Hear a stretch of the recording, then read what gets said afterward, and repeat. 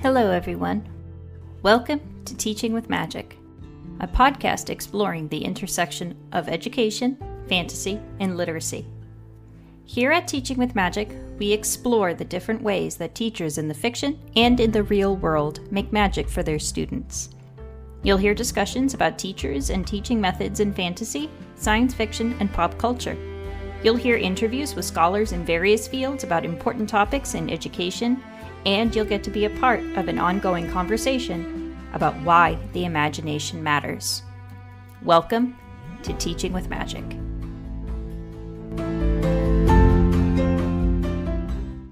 Hello, listeners. Welcome back to another episode and a new season of Teaching with Magic. I'm your host, Elise Trudell-Cedeno, and I'm so happy to welcome you back as we begin the 2024-2025 school year. It's been an exciting and emotional start to the year, and I hope you're all settling in with your students, developing new routines, and forging new relationships. Before we begin today's episode, I have some announcements and housekeeping to share. If you haven't heard already, my newest resource is now available on the Teaching with Magic Patreon. The Hobbit Activity Packet is a curricular resource for all teachers working on J.R.R. Tolkien's The Hobbit, complete with discussion questions, word studies, character studies, and journaling activities. It is the perfect companion to your curriculum, and you can use it to guide whole class discussions or provide differentiated activities on top of your core lessons.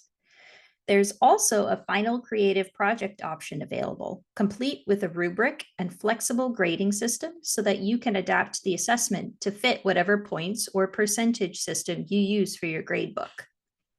Go to patreon.com, find Teaching with Magic, and grab your copy of the Hobbit Activity Pack today.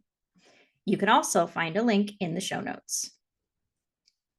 You're also invited to support Teaching with Magic on Patreon with our tiered donation system. For as little as $3 American a month, you can have access to the Teaching with Magic Discord, exclusive access to early releases, live streams, discussions, and more. Again, there's a link in the show notes for you to see. And finally, if you haven't noticed already, the podcast is now available on video. If you're comfortable continuing on audio, that is, of course, still available. But if you'd like to watch our discussions and interviews on video, then you can see the episodes on all of your favorite podcast apps. We are now including YouTube on that list as well. Again, you can find all of our links in the show notes, or you can visit teachingwithmagic.blog for a full list of podcast options. And please be sure to leave us a rating and review so that we can reach more audiences. And now, let's begin by introducing our first guest for Season 2. Several subscribers reached out to me during Season 1, telling me that while they enjoyed the podcast, they struggled to think of ways that they could use fantasy literature in their math or science classrooms. I immediately thought of our guest for today's episode, who has written many articles on Tolkien, Lewis, and other fantasy and science fiction fandoms, and how they connect math and science concepts in their world-building techniques. Today's guest has also written on and taught courses for new educators, and I knew that she would have a lot to say on teaching and the ways that the humanities and the sciences are not so different. Dr. Kristine Larsen is an astronomy and physics professor at Central Connecticut State University. She specializes in issues related to science and society, including the history of women in science, misconceptions and pseudoscience, and the uses and misuses of science in pop culture. She is heavily involved in science outreach and serves on the board of advisors and as co-leader of the Solar Observing section of the American Association of Variable Star Observers, or AAVSO. She is also the editor of the Astronomical League's Reflector magazine. Kristine frequently publishes works on Tolkien, Lewis, and other fantasy and science fiction stories in the Journal of Tolkien Studies, and my personal favorite, has a chapter in Approaches to Teaching Tolkien's The Lord of the Rings. This chapter is called Melkor, Moon Letters, and Manelmakar, Middle Earth in the Science Classroom. You can find more of Kristine's published works on her website, ccsu.edu/person/Kristine-Larsen. And there's a link in the show notes. And now, on to the podcast in progress. So if I may start with, well, what subjects do you teach? What do you teach, and what level do you teach at? Are you primary, secondary, higher education? Well, my day job, night job, since I'm an astronomer, is university teaching. I do a lot of outreach, and the outreach I've done is everything from little kids to, 90-year-old kids. We have a planetarium here at the university, so I do a lot of outreach through that, and also a lot of hands-on science activities. So, but technically, I am an astronomy professor. I teach everything from science for non-scientists all the way through astrophysics and general relativity. And I also teach courses for people who are going out to become teachers themselves, which I think is really important to make sure that we help people who are going out into the classroom to realize that science is great. It is not scary. And the more fun stuff that you bring to science, the more fun you're going to have and the more fun your students are going to have, and hopefully the more they're going to learn. I completely agree. In fact, I remember isn't one of your articles on Tolkien studies about math and math anxiety, or rather what it had to do with Tolkien's math anxiety? And Lewis, yeah, both of them. Yes, I definitely we all love Tolkien and we all love all of our favorite authors. And I think that we need to embrace that sometimes they got things right and sometimes they got things wrong. And it's always a teachable moment. One of my favorite examples that I use, this was back when Harry Potter was a little bit more popular, was the OWLS exam, the dreaded OWLS exam in astronomy. And Aurora Sinistra, which is a great name for an astronomy teacher, would give our heroes there a whole tasks of things to do, including looking at the real night sky, which is great. But one of the things that J.K. Rowling wrote in was that they had to find Orion in the sky about 11 o'clock at night around the summer solstice at the end of June. Wow. And you can't see Orion at that time of year, at that time of night, because it's a winter constellation. So what I do is, rather than just say, hey, J.K. Rowling doesn't know astronomy, she got it wrong, because she did get a lot of things right, I had students use star finders, those little wheels that you can show what the night sky looks like in any day and time. And I go, can you see Orion at 11 o'clock at night on June 21st? No, you can't. So it becomes an inquiry instead. It's an inquiry, exactly. And on the other side of that, where people get it right, the famous scene in The Fellowship of the Ring, which wasn't in the movies, of course. Boo. Damn you, Peter Jackson.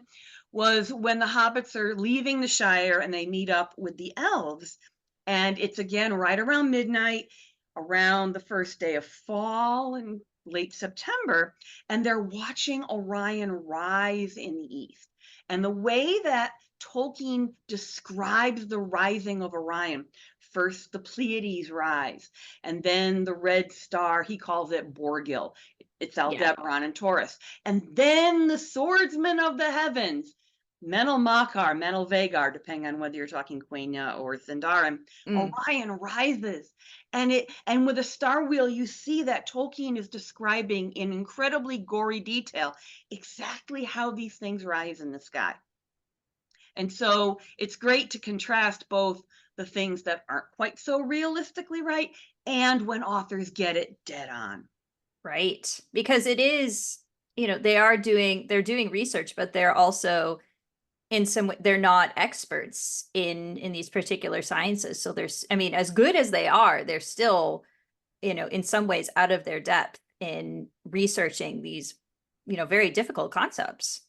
Right. And sometimes they're just doing creative license. There are times when Tolkien is really obsessed with moon phases. And he gets in The Lord of the Rings, really in the draft, some of it didn't make it to the final published, is that in almost every chapter he mentions what the phase of the moon is. So you can tell how much time has progressed. Right. And we know that Tolkien actually used a desk calendar that had, the one that has the new moon, the first quarter, the full and the third quarter, so that he could sort of get it right.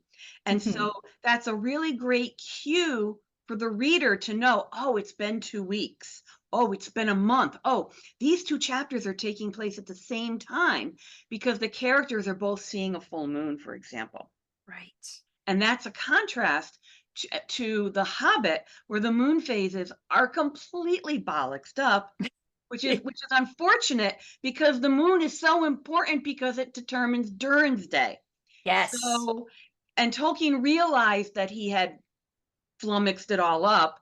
And when he did revisions to The Hobbit, he tried to straighten it out and he found that he couldn't. And at the end, he just sort of had to throw up his hands and go, my moons are in the wrong place and there's nothing I can do about it. Exactly. Yeah. Sometimes it's creative license, and sometimes perhaps the authors don't anticipate just how detailed the fans can get. I mean, we tend to put things under the proverbial microscope, don't we? Oh, In yes. many, many different ways. So you've talked about Tolkien and you're known for your work in Tolkien, but are there other fantasy, science fiction, pop culture stories that you like to use in your teaching? And then to go off of that, how do you bridge the gap between the fictional content and the very heavy factual content in your field of study? Because astronomy, I've had people come up to me and say, well, I work in math, I work in science. It's very factual. There are lots of facts and everything has to be facts. So how do you bridge the content? How do you do that? Well, there are so many books out there like The Physics of Star Trek. Mm, There is The Science of Harry Potter. There's the science of Philip Pullman. You come up with any sub-created secondary world that has any meat to it. And in order to make that what Tolkien would call a secondary world that you can, while you are inside of it, believe it. And I'm paraphrasing on fairy stories very sure. badly here, but people have written books about the science of. I mean, my last book was The Science of the Witcher of Andrzej Sapkowski's universe. And so to make a believable secondary world, you have to include enough details about that world. And that includes things like the continents and the weather and the laws of physics. If they're different, if you have magic in your world, magic is a kind of science in your world and it has rules, it has laws.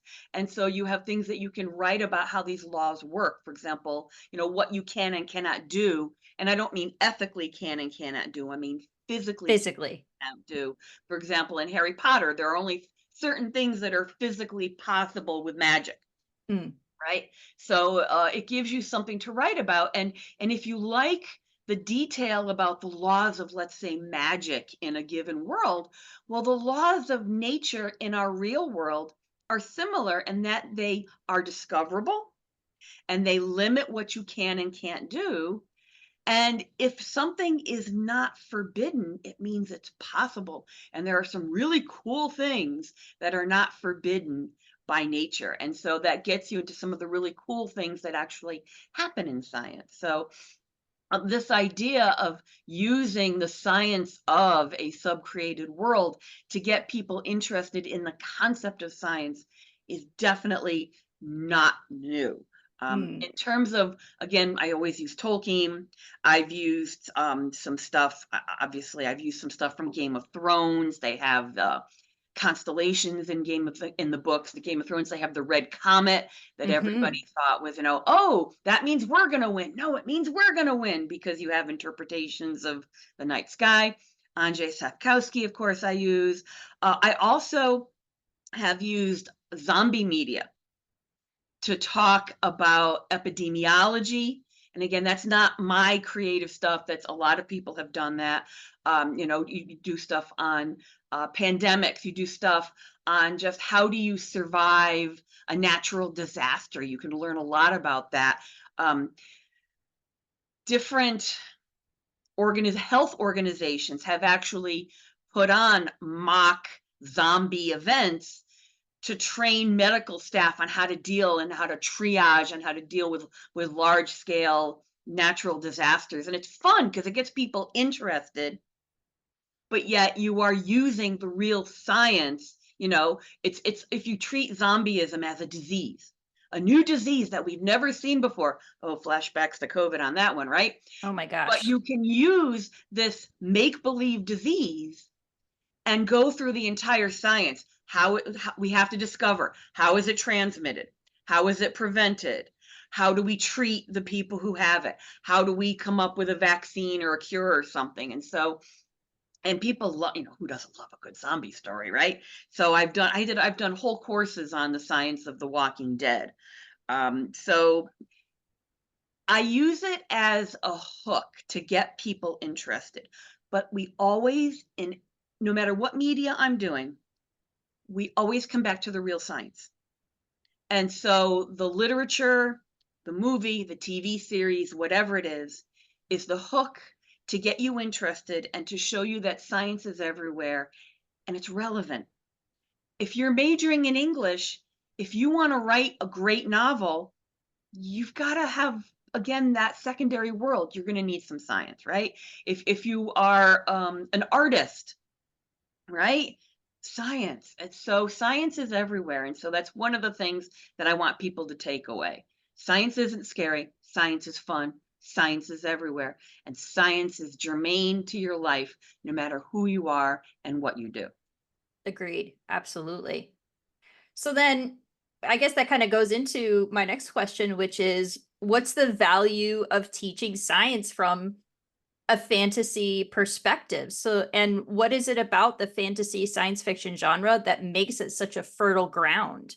I mean, you've talked about the secondary world and providing that basis, but do you have other comments that perhaps could answer this question? I think that part of the great thing is because it is so pervasive that it really allows project-based learning. Is Yes. that in any of these courses, there is usually some sort of capstone project where I tell students, okay, we've learned how to deconstruct, how to find, analyze, deconstruct, and evaluate the representations of science or whatever science is in the secondary world using certain examples in our class. Now you find an example that you really like and do the same thing, apply the same skills. And the students usually, they're like, oh God, I got to do a final project. Well, they usually love this and run Yes. to it. And just, I'll take, and I'll say, take anything, take your favorite graphic novel series, your favorite novel, your favorite video game, movies, TV series, anything, as long as there's enough content for you to analyze. And I've seen something, that's how I've actually picked up on some new media that I didn't know about. And students have said, hey, did you know about this? And I'm like, nope. Okay, I got a new one to add to my repertoire. Exactly. I love how the kids, the students are contributing and, adding to your own learning as well. That's wonderful. And there's always something new. The students are always bringing us something new for sure. When you teach astronomy, what are your goals for students when you're teaching it through a fantasy perspective? What do you hope that your students are going to learn and achieve by the time they're finished with your courses? What are your goals there for students? What do you hope that they come away with? Again, I think it's part of this idea that science is everywhere and that it's exciting. Mm. One of the best websites that I've actually found for teaching, which is going to probably strike you as strange, is TV Tropes. Mm-hmm. Because I will do an assignment like, okay, there's a trope about alien landscapes. If you can't think of something that you've read or whatever, go on TV Tropes. They have all these examples of alien landscapes and all these different series. Pick three and compare, contrast, or do whatever. So that's a great thing. Another way that I use a lot of this fantasy and sci-fi when I do especially courses for non-science majors is in the teaching of creation myths, Yes. because I think that the tension between science and religion is incredibly non-productive, and a lot of it is unnecessary. Now, if you are a flat Earth, young Earth closed-minded individual, there's nothing I can do. I'm sorry, the conversation's pretty much over because we're not talking the same language. But if you're one of those people who's like, I don't know, man, science, this doesn't agree with what you're just going to make fun of whatever. And so I try to show them, I start with this idea of myth, and that myth is a very basic human endeavor. There is something in our psyche that needs myth, especially if we don't have the scientific explanation at our fingertips for it. So myth is the asking of questions and coming up with possible explanation. And if you think about myth in that way, it opens up this possibility of saying, well, is there truth in myth? And geologists, since Dorothy Vitaliano in 1973, I think it was realizing that a lot of these myths about the natural environment have coded in it memories that have been passed down by indigenous people, for example, about a large volcano that erupted or an active fault line. And if you listen to what these people are telling you and take their stories seriously, you can discover new volcanic eruptions that happened 10,000 years ago, or they've discovered fault lines in the Pacific Northwest that they didn't know about just by taking seriously myth that was passed down by indigenous people. So we start with this idea that myth has value. And then we talk about creation myths, people's explaining where the universe and the sun and the moon come from. But then you get this people go, well, myths are somehow, that's a pejorative term, which I'm trying to convince them it's not. But that's sort of crammed into them from their elementary education. I go, okay. They say that myth is stupid and silly, but what I believe religion is truth, either truth or at least better. And what I try to get them to understand is that it's the same sort of thing, is that religions that are thousands of years old, those are, in a sense, myths. They're encoded with information that was valuable to people however many thousands of years ago. There is ethical, philosophical, moral truth to that, because scientific truth is not the only truth there is. And to sort of give them this idea that we can, because if you start with the whole Genesis is a creation myth, they freak out, even though it is. Right. So what I normally do is I whip out my copy of the Silmarillion and I start reading the Ainulindale. In the beginning, there was Eru the One, called Iluvatar. And I read a couple of pages and I go, okay, what does this sound like to you? And they go, it sounds like the Bible. I go, yes. And there's a reason. And then I give them a checklist of creation myths. And we see how Tolkien's creation myth fits all the boxes. And then we see how the Old Testament fits all the boxes. And it's like, that's not to denigrate that. That's not to denigrate the creation myth of any culture or any religion. It is showing that it is a natural human endeavor to do that, and it has value. And then the students usually go off and find a creation myth that they are interested in, and they deconstruct it. And then, depending on the course, I've had them actually write their own creation myth for an alien world. And I give them like a world with two moons, and one of the moons can eclipse the other moon, and some other weird stuff. And they just, again, have a field day with it, because there are parameters. They have to explain where the stars come from in their world, where their sun comes from, why there's two moons, why they have eclipses, why the moons are, whatever. And so they're learning the process and the skills in a way that is more comfortable to them. And that's what a lot of teaching science is. It's making people not get hung up on, because a lot of the way science has been taught, it's rote memorization. It's what is the right answer. Now, if I'm doing a calculation, there is a right answer. Right. But a lot of times, if you're doing conceptual things, it's more broad than that. And you're learning about the process. How do we come to understand things? And what are the general processes that happen in the universe? And that's a bit more open. I mean, there's obviously parameters. Sure. but it's more open-ended and there's more room for some creativity. What would happen if we had a star system with 7 stars?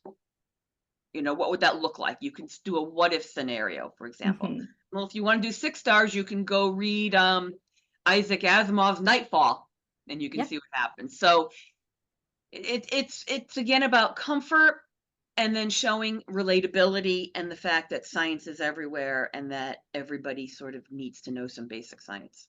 Right. And I think it's also interesting you point out that science does change over time because creation myths were once science. I mean, if you asked Copernicus what science was, then you asked Galileo what science was, they would have two completely different conclusions.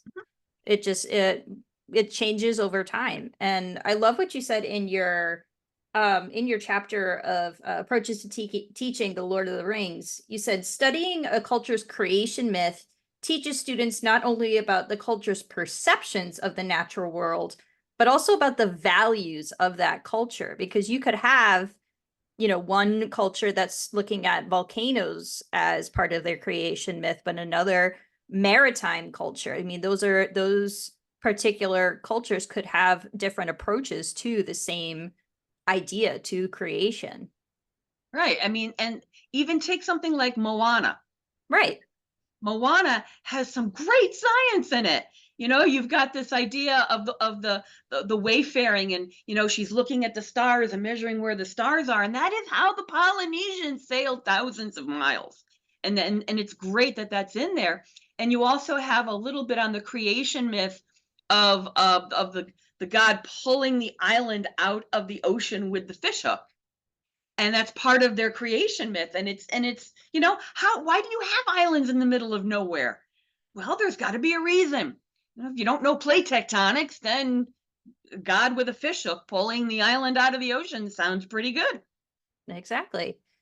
I think if I'm recalling correctly, I think we found out in one of the Wizard of Earthsea texts, it might have been, I am completely blanking right now, but there's an entire culture where that live on rafts, and they have a completely different understanding of names and naming than Ged and all the Wizards of Roke. But if you ask the Wizards of Roke, they would say, well, we have all the answers, obviously, not these heathens floating on rafts. What do they know?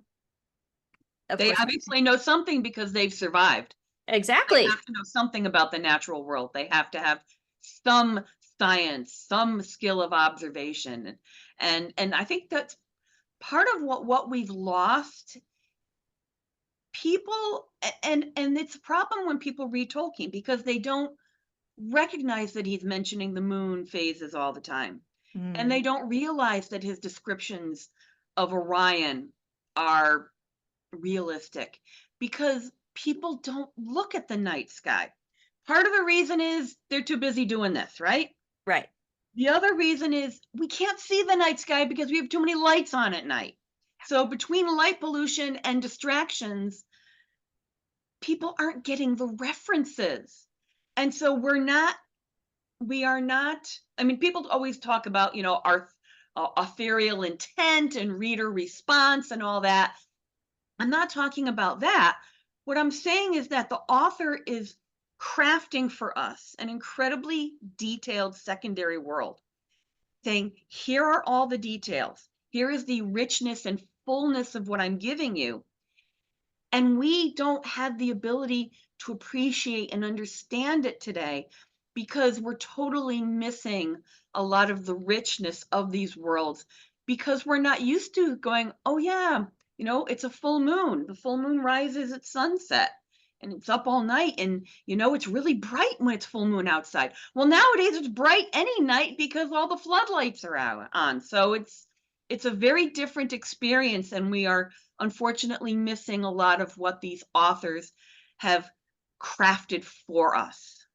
Yeah. We're missing that observation. We're missing that ability to sit still for a long time and observe, and through the passage of time, and also through, just seeing with our own eyes how the earth changes. What are your favorite activities and assessments to practice with students when you're teaching Tolkien, when you're teaching The Witcher, or the Harry Potter series? What are some of your favorite like hands-on activities that you like students to do? Yeah, I mean, I think I've mentioned some of them, and I've sent you some links. I don't know if you can link those to your Definitely. podcast. What do we call these? Listeners, viewers, audience, Yeah. the people who are gonna, hopefully listen to this or watch this. Um, Definitely with Tolkien, starfinders, mimicking the night sky, activities about calendars and lunar calendars, and how lunar calendars of other cultures are incredible, are complicated. Tolkien tried to, well, he did create a number of calendars, and calendars are very difficult things to do. So you can talk about calendar making and cycles of the sun and the moon and the stars, and lunar calendars of other cultures like the Islamic calendar and the Tibetan and Chinese lunar calendars. And so those are some fun activities that I like to do, and compare that to The Hobbit and where Tolkien got it wrong and why he got it wrong. With Harry Potter, I like doing things on, for example, again with the Starfinders and Can You See Orion in late June. Also, there are a lot of names of wizards that have astronomical bents to them. You have Sirius Black, named after the Yes. brightest star in the sky. You have Scorpio Malfoy. Hmm. Right? You have Andromeda Tonks. You have a lot of these different characters, and so you can actually sort of find them on a star chart and see where Rowling is getting the names from, which is kind of fun. Um, Also, she talks about centaurs and observing. And what's interesting is that there are two centaurs that are constellations: the constellation Oh. Sagittarius and the constellation Centaurus, obviously the centaur, but Sagittarius is a centaur. And in the constellation of Sagittarius, we have where the center of the Milky Way is.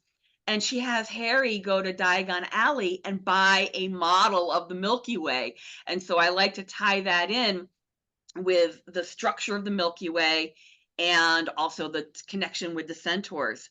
Also, with Harry Potter, you have this idea of there's an essay on the moons of Jupiter. Oh, yes. And so I like to bring that in to talk about the four largest moons of Jupiter that were discovered by Galileo, that we call the Galilean moons, and learn about some of the properties. And I do this with little kids a lot, have them do like a scale model. How big is Jupiter and the moons, and how far away are they? And then compare it to the Earth and our moon, and so forth, to kind of start getting a scale idea of scale, both in terms of size and distance. So again, you just sort of use these as a hook, starting with something they've heard of, and then you use it to branch off and learn more about whatever topic that you're trying to get them to understand. How about The Witcher? I'm curious to know what you've done with The Witcher. Because I'm not one, I've seen the show, but I'm not 100% familiar with the books. I'm curious what's going on with The Witcher. The Witcher actually was one of those things where a student said, "You've got to read these books." So I have to, Patrick, thank you for that many years ago. Um, the Netflix series is very different from the books, which is a problem Mm. levels. But part of it is that one of the biggest pieces of science is thus far, could change, been sort of removed. And that is, the Witcher universe is a universe of climate change. It Oh. is, and it's actually sliding into an ice age, not a hot spell. So it's the opposite. But in the books, there are these long, long, long discussions of what is causing climate change in their world. And Sapkowski uses a lot of real world science. Some of it he gets right, some of it he does a little creative license to. And what's fun is that in the books, there are these climate deniers, Huh. and which opens up this, and then other characters are like, didn't you realize that we can no longer grow grapes in this part to grow wine because the climate's changing? And don't you realize that these harbors are freezing over now and it never happened in our youth? And so it's really great for that sort of discussion. In The Witcher, we also have a comet. which people Right. interpret however they feel like interpreting it. Hmm. You have constellations. Siri is out in a desert and she tries to navigate by the stars. And she goes, I wish they paid more attention during my astronomy lessons. I'd be having a better time here. And she actually ends up going in a big circle. But, so pay attention in your astronomy lessons. And also in The Witcher, we have swords made out of iron from meteorites, which you also find in Tolkien and you also find in Game of Thrones. So it's a very common trope in medievalist sort of fantasy and science fiction. And there have been real world weapons that have been made, mostly knives, because the meteoritic iron can be hard to work with. So making a full-fledged sword is kind of hard. But there are a bunch of knives that we have in museums that were made from meteoritic iron. And so you get this discussion is, how is meteoritic iron different from iron that we find laying around in mines on the earth? And so you can talk about that sort of thing. That is fascinating. I was having a discussion with one of my third graders about a week ago because he had just gone to an old like 18th century, one of those living museums. It's called Old, yeah, you know what? You're from the area. What am I saying? Old Sturbridge Village? Up in Massachusetts, Up yep. in Massachusetts, yes. And he was absolutely fascinated with the blacksmith. And he had no idea that people, I'm like, you can have that as a job if you want. Like you could be a blacksmith. And his eyes just got huge. He's like, really? I could do that in real life? I'm like, yeah, it's not just from, old timey times. It's, you could do that now if you want. And I think the fireworks were literally going off of in his head, in his cute little head. It was adorable. What resources would you recommend for current math and science teachers? You talked about how you're working with new teachers. What would you recommend for teachers who want to use fantasy, science fiction to teach their content, whether it's, elementary teachers, middle school, high school? What advice do you offer to current teachers who might be thinking, well, I like fantasy, but I don't know how to bring it into my math and science classroom? I would say, like any good teacher, go steal stuff online. Hee hee. Just Google it. Look up science of Harry Potter, astronomy of Harry Potter, geology of Tolkien, or whatever, and you will find that a lot of people have already done stuff. Mm. Again, I've given you the URLs to some of the stuff that I've done. Feel free, and everybody and anybody is free to take that and adapt all my stuff however you see fit. But a lot of people have done that. They've done lesson plans, or they've just done, hey, I did this in class, and you know, you'll find tons of resources online. Just Googling science and fantasy, science and science fiction, or particular works that you're interested in. And just keep your own eyes open. Keep your own eyes open. And when you see stuff, when you're watching TV or whatever, or you're reading a book, go, hey, that's pretty cool. I wonder if somebody has used that, or come up with your own. And you can also ask the students, like if you're talking about the planets or Mars or whatever, just say, hey, have you ever seen a movie or a TV show that's mentioned this? And the students might just go, hey, yeah, I noticed I was watching blah blah, and here you go. And so kids are a good reference.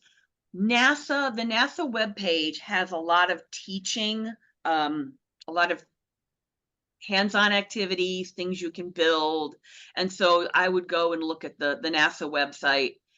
They've mentioned Harry Potter and some other stuff on their website as well. But that's a good place to look as well. Wonderful. Do you have any upcoming projects or presentations that you would like to share with our listeners? I know you just came back from the New York Tolkien conference. Do you have any other projects that are upcoming? Oh, I have many, many, many projects. Not too many having to do with teaching.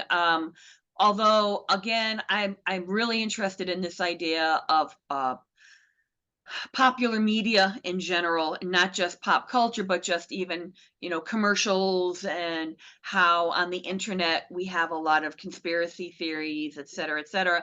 And so Science of the Witcher was my last book that came out last year, and I have a new book coming out with McFarland hopefully the end of this year, maybe the beginning of next year. It's in production now.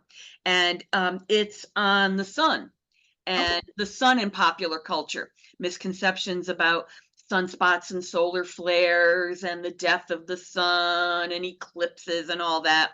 It's going to be called The Sun We Share, Our Star in Popular Media and Science. So that will be coming hopefully in the next 6 months. Like I said, they have my manuscript. It's just in the hopper for production. So Yes, it's in the hands of the publisher now. in the hands of the publisher. Yep. So thank you so much for sharing all of these resources and everything that you've talked with us today. I am so happy that I got to talk to you, Kristine. And if you have anything else that you'd like to share, if you have other resources, please feel free to, send them my way. I know there are, friends and members of the community who would just love to hear more from you and from the wonderful work that you've done. Well, thank you. And good luck to all you teachers out there. You do incredible work.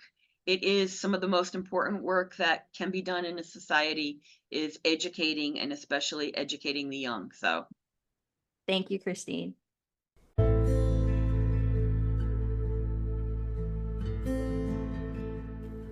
Listeners, thank you so much for joining us today. We hope you enjoyed this episode. Be sure to hit the subscribe button on Spotify, Apple Podcasts, Amazon Music, or your other favorite podcast feeds. If you enjoyed listening, please leave a rating and a review as well. You can read and find out more about Teaching with Magic by visiting our website, teachingwithmagic.blog. You can leave a message on our podcast page, read past Teaching with Magic posts, and check out our book lists on our affiliate page. We also invite you to support us on Patreon. You'll have access to bonus material, our Discord channel, live Q&As, and you'll get a sneak peek at future products such as lesson plans, worksheets, and other teaching tools. The link is always available in our show notes and the podcast page on our website. Thanks again for joining us, and as always, keep making magic.